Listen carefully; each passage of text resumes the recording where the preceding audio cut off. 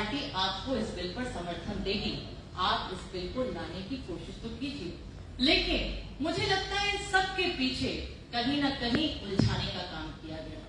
राहुल जी ने इससे आगे बढ़कर और बात की कि जब भारत जोड़ो यात्रा हम इस देश में निकाल रहे थे, मुझे गर्व है कि उस भारत जोड़ो यात्रा में जो पूर्णकालिक सदस्य थे, मैंने भी आदरणीय राहुल जी के साथ कन्याकुमारी से शुरू होने वाली कश्मीर तक की यात्रा की।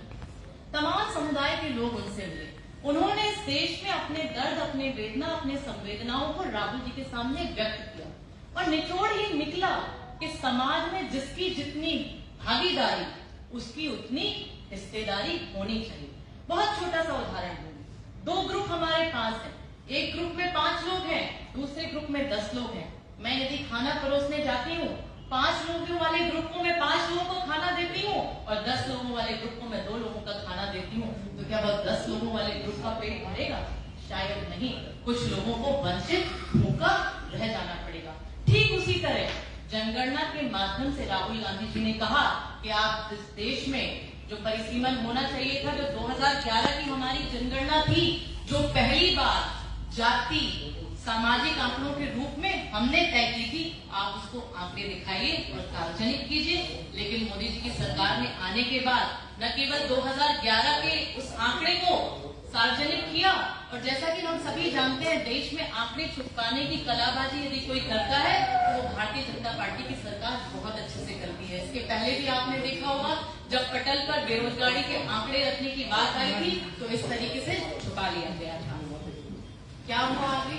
कोई बात करने के लिए तैयार नहीं। राहुल गांधी जी ने कहा कि देश में ओबीसी वर्ग कितना है, आरक्षण में उसकी स्थिति आपने बिल में क्लियर क्यों नहीं की? इसके पूर्व में जो बिल था उसमें एसटी एससी के अनुच्छेद में अंदर उनको भी न्याय प्रणाली में हिस्सेदारी लेने के लिए संविधान में हमने लिखा हुआ था, लेकिन आपने क्यों नहीं किया?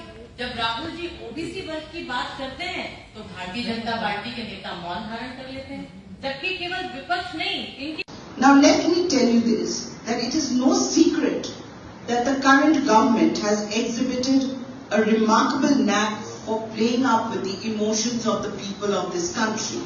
And this time, who are the targets? The women. The women folk have been made the targets with whose emotions they have tried to play.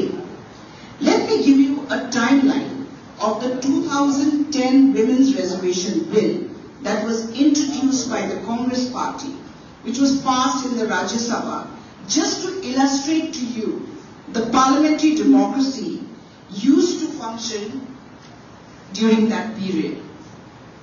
On May 6, 2008, the bill was introduced in Rajya Sabha. On May 9, 2008, the bill was referred to a standing committee. On December 17, 2009, a standing committee submitted its report. In February 2010, the Union Cabinet approved the Women's Reservation Bill. On March 9, 2010, the bill was passed in Rajya Sabha. Ladies and gentlemen, contrastingly, the Women's Reservation